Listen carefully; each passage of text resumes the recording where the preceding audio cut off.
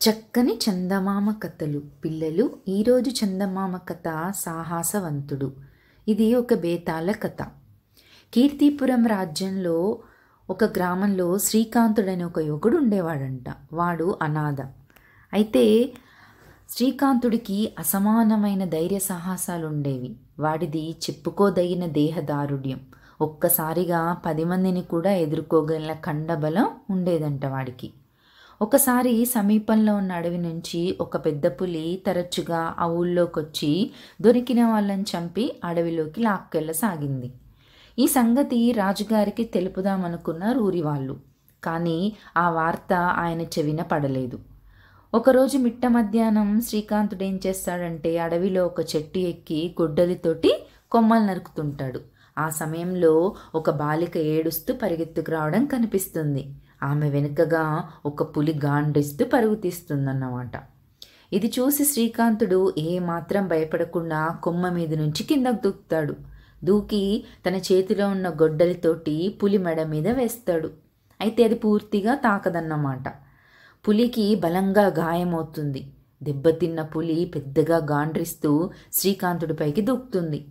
శ్రీకాంతుడు గాయపడినా కానీ ధైర్యంతో దానితో పోరాడి చంపేస్తాడు. ఇంకొంటి నిండా గాయాలతో పడుంటాడు. ఆ బాలిక వెళ్ళి ఊళ్ళో వాళ్ళని పిలుచుకొస్తుంది. ఊరి జనము ఆ చచ్చిన పులిని చూసి శ్రీకాంతుడికి వైద్యం చేయించి వాడు కోలుకునేదాకా రాచ మర్యాదలు చేస్తారు. వాడికి అందరూ బ్రహ్మరథం పడతారన్నమాట. శ్రీకాంతుడి ధైర్య సాహసాల గురించి రాజుకు తెలుస్తుంది. అతన్ని పిలిచి తన కొలువులో భటుడి ఉద్యోగం ఇస్తాడు రాజు. తర్వాత కొంతకాలానికి పొరుగు రాజైన కాలకేతుడు ఈ దేశంపైన యుద్ధం ప్రకటిస్తాడు.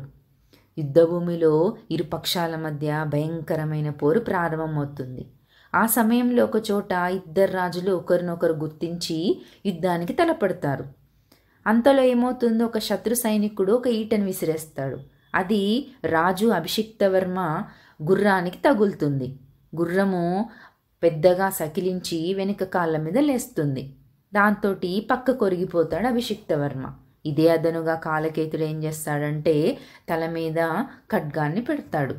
అప్పుడే అకస్మాత్తుగా శ్రీకాంతుడు వస్తాడు. వచ్చి ఒక్క దెబ్బతోటి కాలకేతు చేతిలోని ఖడ్గాన్ని ఎగరగొట్టేసి అతన్ని గుర్రం మీద నుంచి కిందకు లాగి పడేస్తాడు. తన చేతిలోని కత్తిని అతని మెడ కానించి రాజా లొంగిపో అని గట్టిగా అరుస్తాడు. అది చూసి కాలకేతు సైనికులు భయపడి యుద్ధభూమి వదిలి వెళ్ళిపోతారు. ఇంకా యుద్ధం ముగుస్తుంది. కాలకేతుడు లొంగిపోయాడు కదా, బందీ అవుతాడు. ఏమాత్రం యుద్ధ విద్యలు నేర్చుకొని శ్రీకాంతుడు ఇంత ధైర్యంతో కాలకేతుని ఎదుర్కొని తనను కాపాడినందుకు అభిషిక్తవర్మ చాలా సంతోషిస్తాడు. అతడికి చాలా విలువైన కానుకలు బహుకరించబోతాడు. అయితే శ్రీకాంతుడు అంటాడు, మహారాజా, ఎంతటి త్యాగానికైనా సిద్ధపడి తన ప్రభువుని కాపాడుకోవడం ప్రతి సైనికుడి కర్తవ్యం. అదే నేను చేశాను. నాకు ఎటువంటి కానుకలు వద్దు అంటాడు.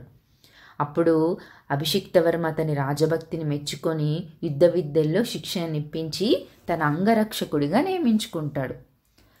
అలా కొంతకాలం అవుతుంది. తర్వాత ఏమవుతుందంటే 2 సంవత్సరాలుగా వర్షాలు పడవు. రాజ్యంలో తీవ్రమైన కరువు పరిస్థితులు ఏర్పడతాయి. మహారాజుకి ఏం చేయాలో అర్థం కాదు. ఆ సమయంలో ఒక జ్యోతిష్యుడు రాజును సందర్శించి అంటాడు, ప్రభు, మన దేశానికి దక్షిణం వైపునున్న అరణ్య సమీపంలో చాలా పురాతనమైన కాళికాలయం ఒకటి ఉంది. అందులో ఒక శిలాశాసనం ఉంది. ఎవరైనా ప్రాణత్యాగానికి సిద్ధపడి ఏదైనా కోరితే దేవి ఆ కోరిక నెరవేరుస్తుంది. అయితే ఆ ప్రాణత్యాగానికి సిద్ధపడిన వ్యక్తిలో ఎటువంటి భయాలు ఉండకూడదు అంటాడు. అది విని శ్రీకాంతుడు రాజుతో అంటాడు, మహారాజా, నేను వెళ్తాను. దేవికి నా ప్రాణాన్ని సంతోషంగా సమర్పిస్తాను. వర్షాలు కురిపించమని వేడుకుంటాను అని చెప్పి బయలుదేరతాడు. శ్రీకాంతుడు ఇంకా శిలాశాసనం చదివి దేవిని పూజిస్తాడన్నమాట. నా ప్రాణత్యాగంతో అయినా వర్షాలు కురవాలి, రాజ్యం సుభిక్షం అవ్వాలి అని త్రిశూలం తీసుకొని తనను తాను పొడుచుకోబోతాడు. అయితే ఆగు శ్రీకాంత, నీ వంటి త్యాగధనుణ్ణి నేను బలి కోరను. నీ రాజ్యం సుభిక్షం అవుతుంది అన్న మాటలు విగ్రహం నుంచి వస్తాయి.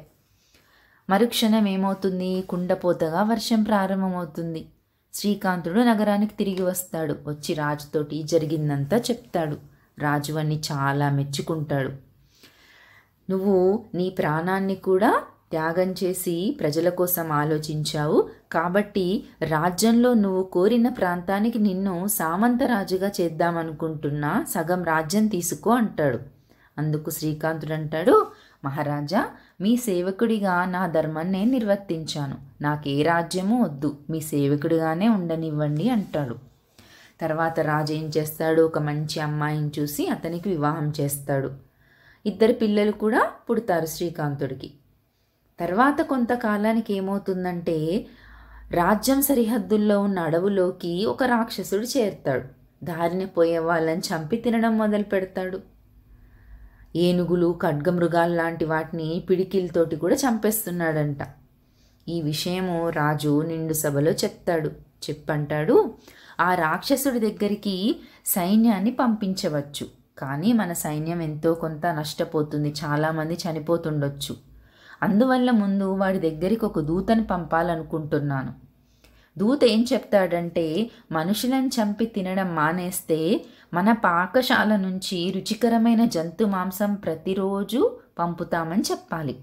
అయితే ఇక్కడ చిక్కేంటంటే, ఆ రాక్షసుడు మనం చెప్పిన మాటలు వినేలోపే ఆ దూతను తినేయొచ్చు, లేదా తన వద్దకు వచ్చిన దూతను చంపేయవచ్చు. ఇది పరిస్థితి. ఇప్పుడు ఈ రాక్షసుడి దగ్గరికి దూతగా వెళ్ళేందుకు ఎవరైనా సిద్ధంగా ఉన్నారా అని అడుగుతాడు. సభలో వాళ్ళు ఎవ్వరూ మాట్లాడరు. అందరూ శ్రీకాంతుడి కేసు చూస్తారు.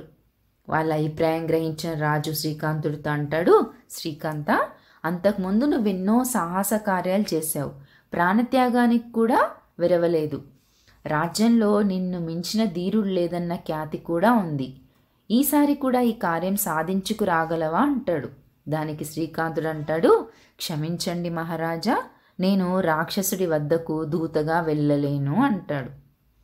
ఇప్పుడు పిల్లలు బేతాళుడి ప్రశ్న ఏంటంటే, శ్రీకాంతుడు యుద్ధ విద్యలు నేర్వని దశలోనే ప్రాణం పోగొట్టుకునేందుకు కూడా సిద్ధపడి కాలకేతుడితోని ఎదుర్కొన్నాడు.